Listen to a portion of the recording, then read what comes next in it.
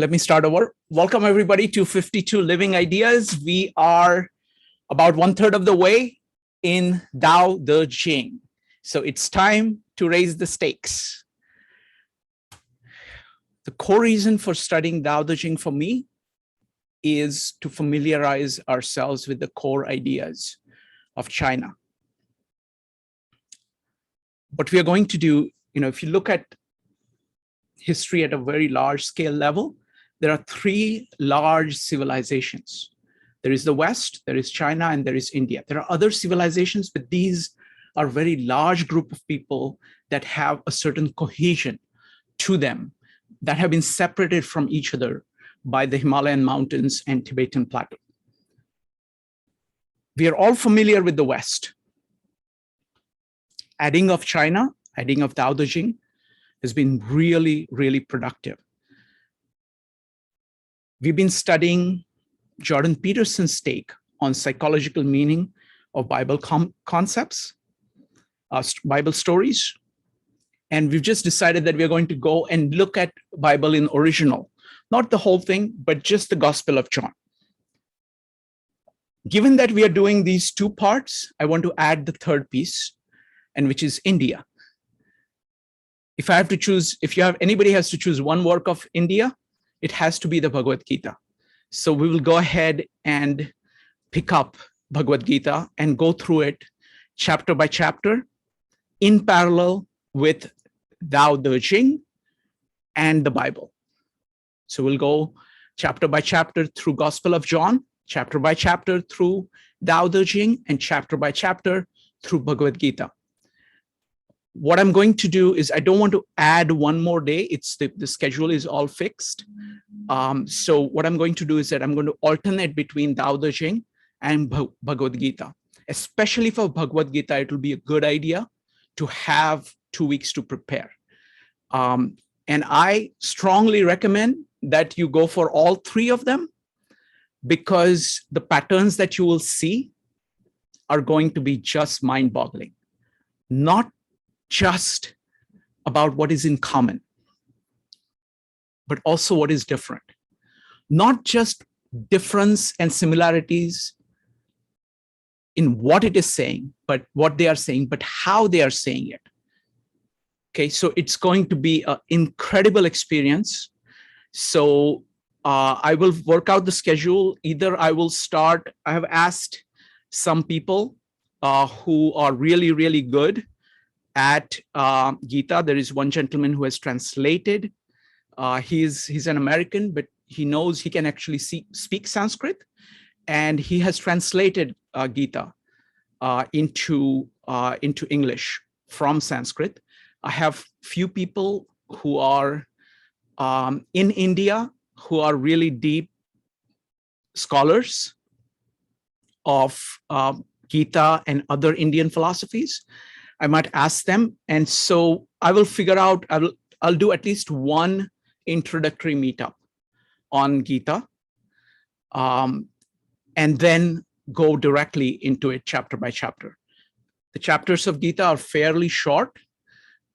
This is my copy of it. After looking through many, many different copies, this is the translation I picked up when I was in India. It has original Sanskrit and it has Marathi translation of it, word by word translation in Marathi. Marathi, I know very well. I know Sanskrit. I get about 80% of the words, but with this translation, it's a way for me to upgrade my Sanskrit too, and upgrade my Marathi as well. So I will be reading it in Marathi, and we will look, the people we invite will have recommendations of which ones, which translations, etc. So we will do the same thing that we are doing for Tao Te Ching. Don't worry about not knowing Gita, just like don't worry about not knowing Tao Te Ching. These are all universal works, and they are all, accessible to all human beings. So we will go ahead and go through it, and we will be running them in parallel. So don't miss this Friday, the start of John, Gospel of John. We're going to be starting with chapter 1, which is a profound chapter. So don't miss that. But what we are going to do is that we are going to do this, all of this in parallel. All right, so let's get started. So today, give me just a second. I lost track of which ones are we starting with today. So we are starting with 32 and 33 today. So let's get started. Anybody who would like to read out their translation, go ahead and type exclamation mark. Let's see. Universities, I am very skeptical about how, I think we have something very nice going in terms of directly approaching things. Scholastic way of approaching things is actually not particularly good. So I'm very skeptical about most scholastic. So we're just going to go directly at it. I'll get few scholars here and there to come and speak as and when, but really what matters is your own relating to these works. So look forward to that. Thank you, Penny. Okay, what I want to do next is I'm going to actually talk about the widening of the conversation that we are doing here. I think these meetups on Tao Te Ching have been far greater than what I had hoped for. What happens when you take something which is very well circumscribed, it is very small amount of text, but very deep, and have these multiple thoughtful people talk about it very openly. It's just magical, okay? What I want to do is, I think we've reached a stage where I think most of us have a sense of how the Tao, what is Lao Tzu saying, at least some sense at this point. So I'm ready to expand the conversation.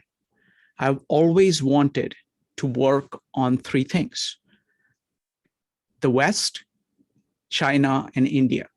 Most people live only in one of these civilizations. These are very large civilizations. There are other civilizations, but in terms of number of people and the influence that they have had on the world conversation, it is lesser. So I'm focusing at least on these three. You need to pick, and they're so different from each other. So what I'm doing is that I'm converting the Jordan Peterson meetups that we're focusing on psychological meaning of the Bible stories into looking at Bible itself. And we are picking only the Gospel of John. Gospel of John, you can hear it read within 2 hours, the whole thing.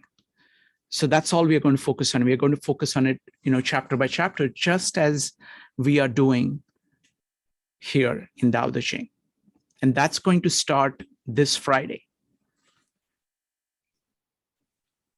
The next thing I'm going to add, sometime next week or the week after that, is going to go through, is starting in parallel, looking at chapter by chapter through Bhagavad Gita.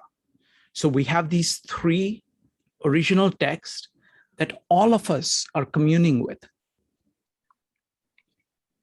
I'm planning to, Bhagavad Gita is probably more complicated than Tao Te Ching. So I'm going to alternate between them.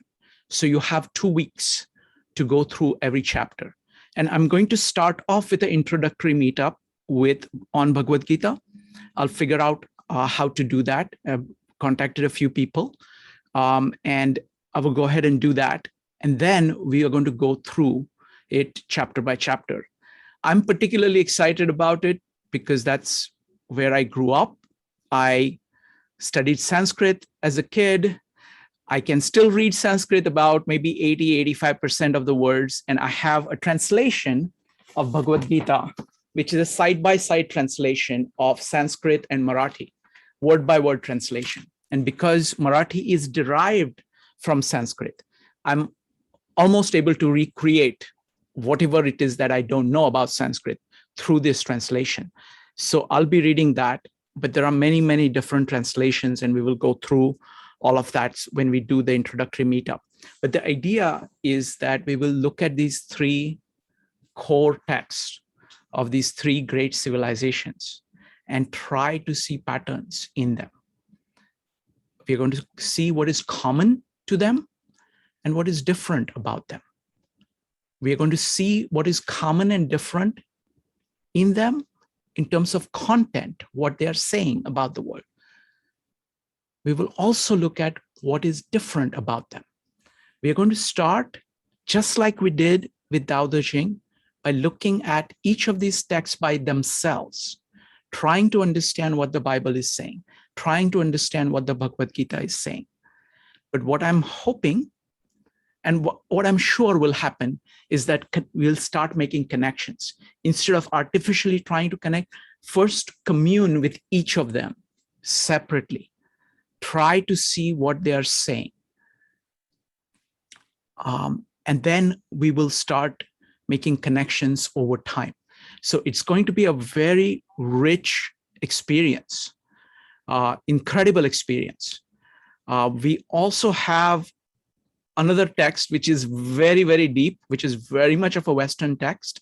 It's called the Design Way, which is very deep. In some ways, it tries to bring together the Eastern and Western tradition in its own way by integrating reason and emotion and purpose and spirit all in one, in trying to create something new in the world. So in that sense, that is the most integrative and more advanced. It is not advanced, but it is modern. It is written in 20th century by Harold Nelson. Only about 6 years ago, the second edition came out. So it also provides a dramatic contrast to it. So let's start looking at all of these things in parallel and seeing the connections between them.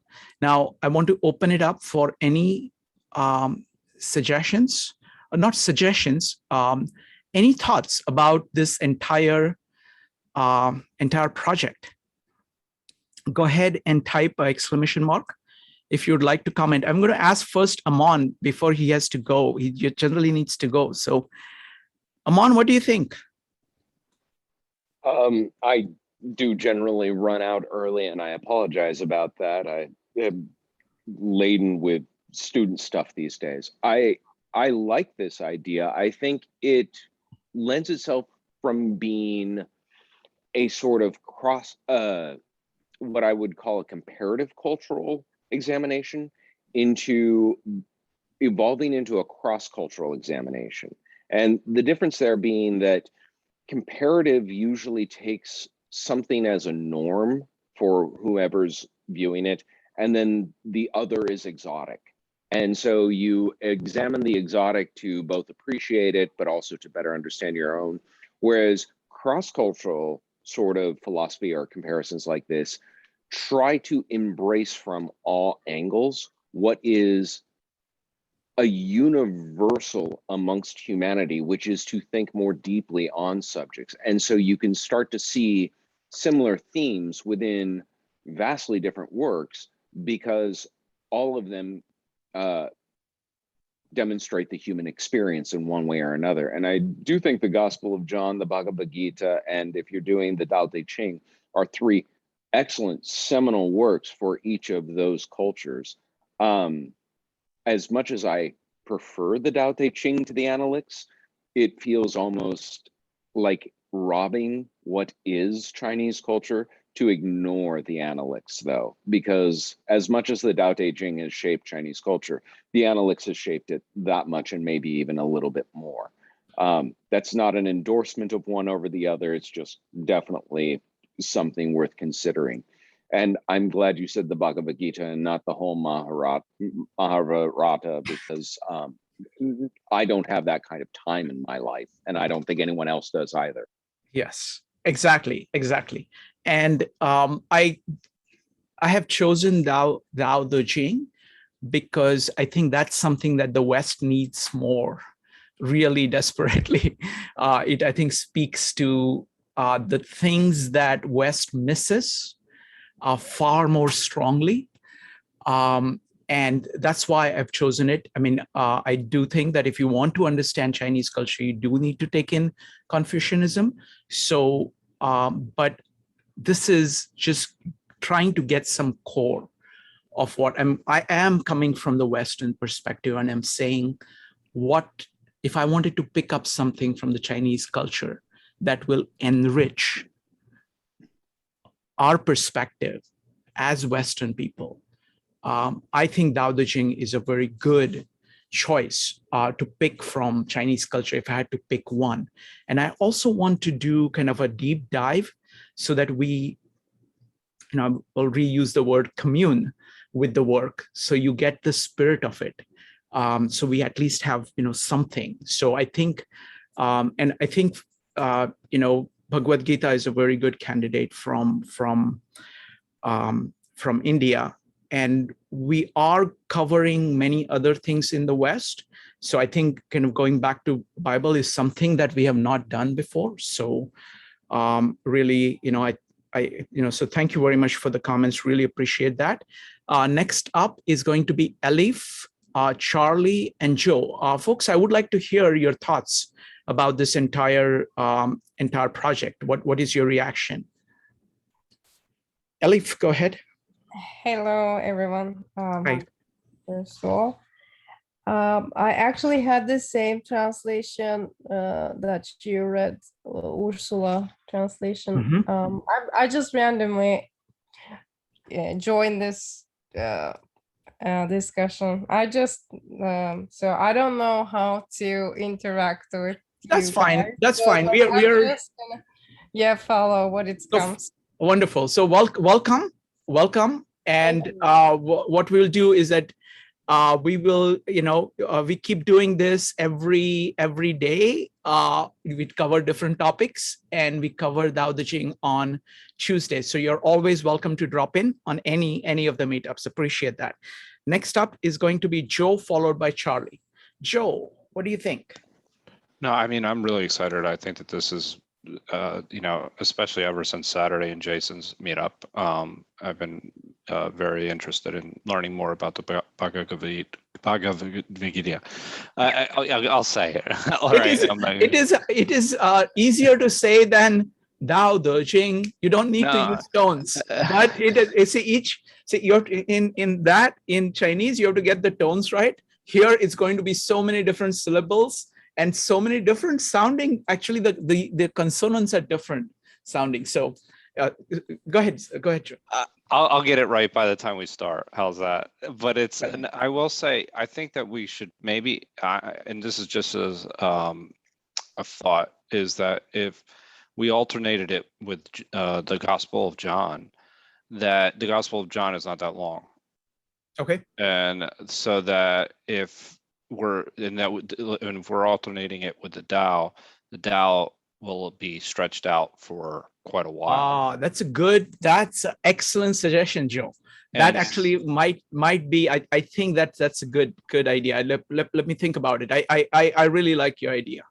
Yeah, and in that way we have that Friday, and then we can kind of keep the rhythm going with the Tao, and then we can also compare the stories lines in John and the Bhagavad Gita. Yes. There is an easy way to say that. You can just say Gita. All right. Yeah, that's the way I'm going to go from now on. Yes. So forgive me. Yes. Wonderful. Thank you. Next up is Charlie. Charlie, what do you think? Well, I first of all, I think the idea is excellent. Okay. I do have an issue for myself personally that that I'm engaged in some projects that I've been working on for some time. Some of it that I will be talking about in the design way.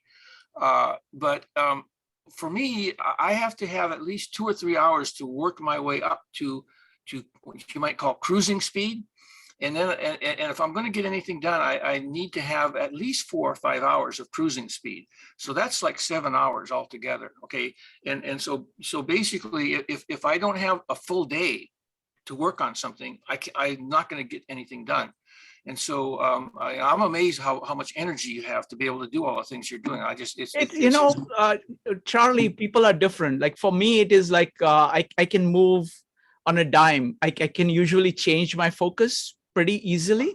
So I can focus on one thing and another thing very, very quickly. So I think we are all different. We kind of have to work with our kind of strengths and weaknesses. Each of this comes with some strengths and associated weaknesses. So we all have to choose a way of doing that. But the design that I'm doing here is for everybody. And what happens is that the way in which each person will use it will be different. So some people will say, okay, I just want to do Tao Te Ching, which is fine. Some people will say, I just want to do the Bible. I want to just do the Bhagavad Gita. There are going to be regulars for each of them. And then some people will be across. And for me, the most exciting thing is to go across, because it's the principle of multiple perspectives that CJ talks about. That's really a very powerful idea of understanding things. When you're focused on something and you see different people's perspective, in this case, different times and different cultures who are very, very different from each other, you can see far more than you yourself can see. So I'm really looking forward to that. Basically, what I want to say is I'd like to be able to attend from time to time, okay, rather than consistently. That's okay, Charlie. Folks, this is true for everybody. You can come and go as you want in any meetup at any time. Okay, so it's not a problem at all. Next up is going to be Jason, followed by Laura. Jason. Regarding the project, I kind of like agree with Joe's suggestion, but a lot of it's a personal selfish reason. Because I already just recently finished the Bhagavad Gita meetup. The group, one per week. I only miss one time. Okay, so wow, that's impressive. I only miss one time. Okay, very consistent. So, I read word by word. Yeah, wonderful. Yeah, and that's the selfish reason. But I don't mind to do one more time with a different group, because I believe this kind of text like Tao Te Ching, analog. Okay, done. Jason and Joe, you make a very good point. Let's alternate on Fridays with that. That's decided. So that Friday, way we can go like once a while. Right. Yeah. Exactly. So that's perfect. So done. And let me ask a couple of people, and then Jason, I want to ask you your experience of going through Bhagavad Gita, Laura. All right, Jason. So tell me, what was the experience of you and the other people in the group going through the Bhagavad Gita? That's I think New York group. Okay, so so I do it once one week, one chapter as an 18 chapter, right? So we do the one chapter grade. I think similar to this one, but we more, instead of our own interpretation, we do more on the text. And again, it depends on what kind of group. So no. Don't worry about the dynamics of the group. The dynamics of the group I'll work out. What was your experience of reading Bhagavad Gita?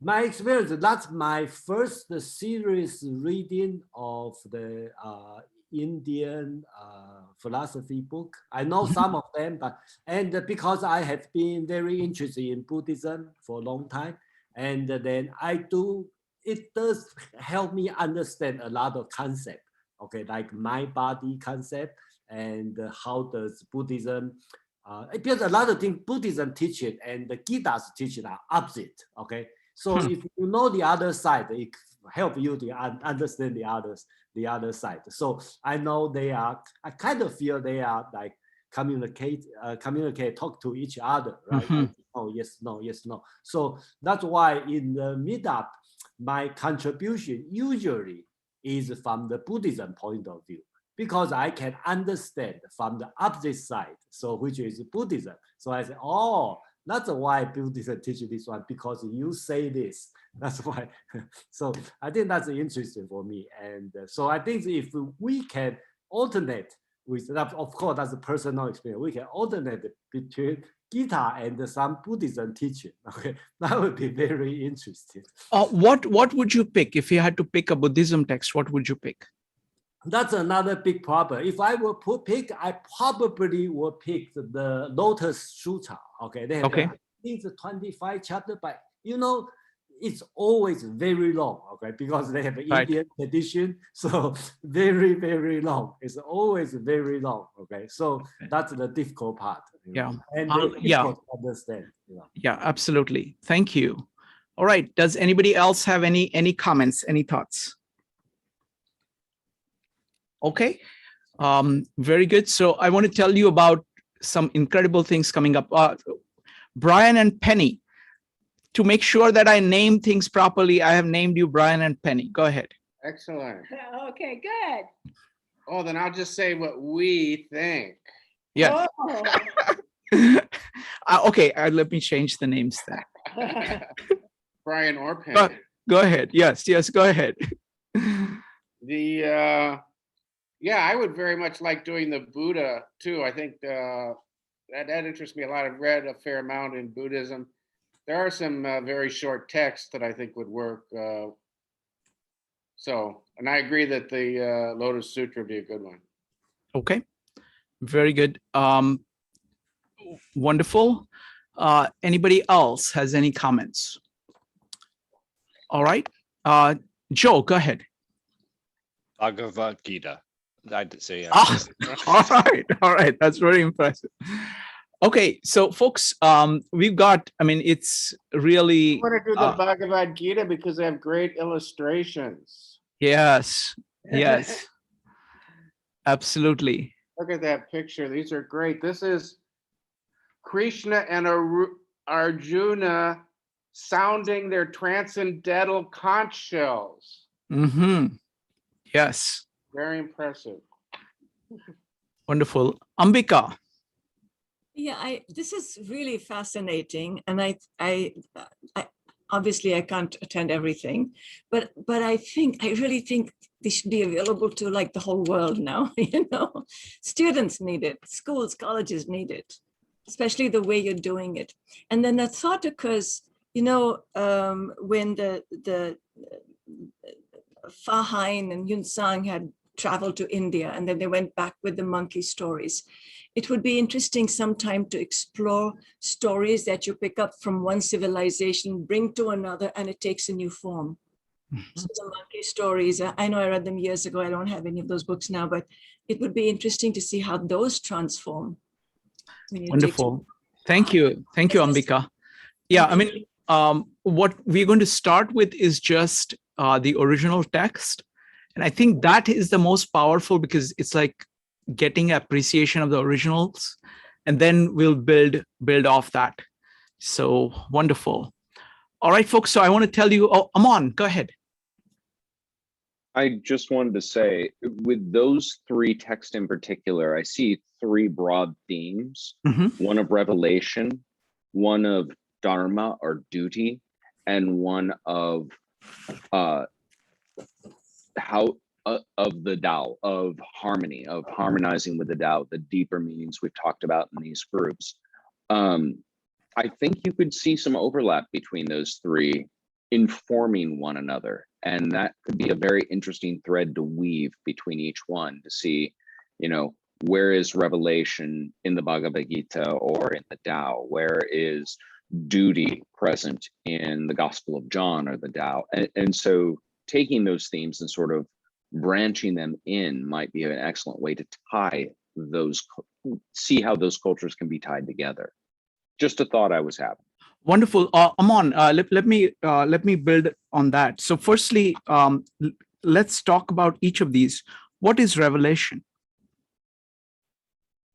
I would say it would be insight from the ephemeral, something that you learn not within the boundaries of the physical world, but something that seems to come to you from beyond it. Wonderful. How would you describe the dharma or duty? Unfortunately, it feels really Confucian. And Mhm. I keep getting taken back to a lecture I had on this where somebody said, here in this class, you are students.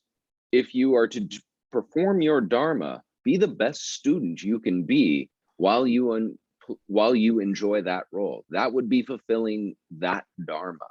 Mhm. And I do think that duty is the fulfillment of a role. That's kind of the idea, trying to be the ideal embodiment, emissary, and manifestation of that idea, whether it's a student or a doctor or a professor or a priest. You're trying to perform it to the utmost of perfection. And how would you separate the third idea from this? The Tao, Mhm. I read my Tao Te Ching. I know that if I say anything about it, I'm not saying the right things. But Got it. Okay, got it. The basic idea would be, finding the best way to harmonize with the world as is. Mhm. And Wu Wei probably is that best way prescribed by Taoist. Wonderful. This is fantastic way of thinking about it. Really appreciate that. All right, so let me tell you folks about what is coming up. We've got some incredible stuff happening. It's just so many things happening at once. The Design Way project is just mind-boggling. I mean, I was so excited. This, it was CJ Fearnley from Philadelphia who got it started. He's done about 25 meetups in Philadelphia about this. He is a very amazing mind. He writes detailed essays on every meetups that he does. And I interviewed him about the book that he's writing on collaborating for comprehensivism, the idea of basically what we do. His vision of how that can be done so people from different perspectives, different backgrounds can all interact, not only think about everything, but interact with everybody on everything and move things forward faster.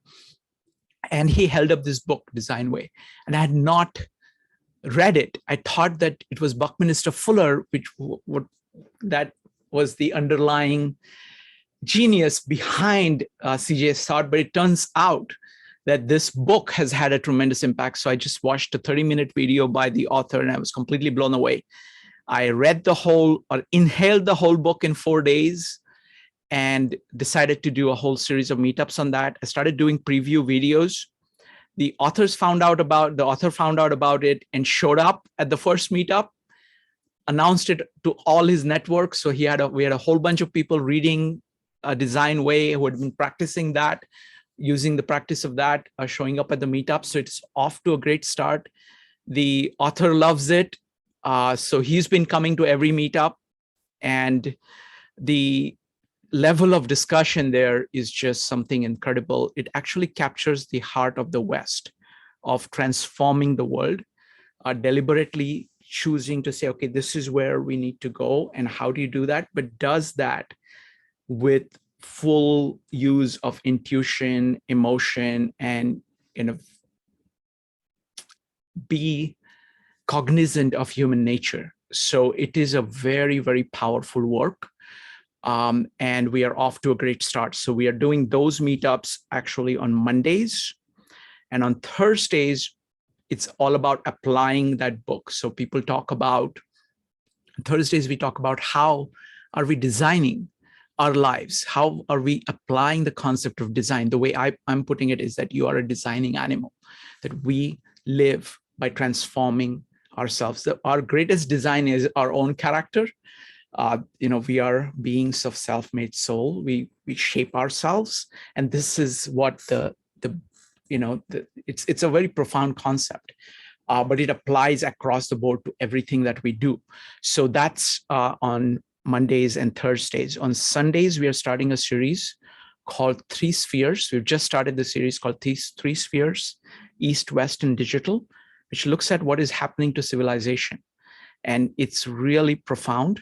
Mark Stallman, who is the president of the Center for the Study of Digital Life, it's basically 8 sessions, 8 lectures, followed by just an amazing Q&A.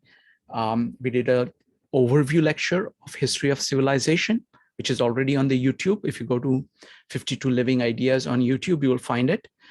And the next lecture that he's doing is probably the best thing that 52 Living Ideas has ever done. It's talking about Aristotle's 4 causes and how they help you understand the world. It is bringing back, what has happened is that what we're talking about West now is really the modern West. The modern West is focused on the efficient cause. It is focused on getting things done. It is too focused on just how, and the material cause and the consequences of it. That's it. It's not really focused on the final cause. What are we doing this for? Or the formal cause of who we are. What is human nature? And that's what the lecture is about. So it's an epistemological lecture, profoundly philosophical lecture. And that's going to be Sunday at 3 o'clock. Again, on Friday, we are starting off with the Gospel of John, which we will alternate with Bhagavad Gita. I agree with Jason and Joe that we should continue doing Tao Te Ching at this speed. It's an amazing thing, but I strongly recommend that you, if you can, either attend or watch the videos of the Bible and Bhagavad Gita and start comparing, doing comparisons, both similarities and differences, like what Amon was saying, between revelation, duty, and the Tao. All right. So it's really upgrade. We are just doing something which is far more integrative, and all of these things are connected to each other.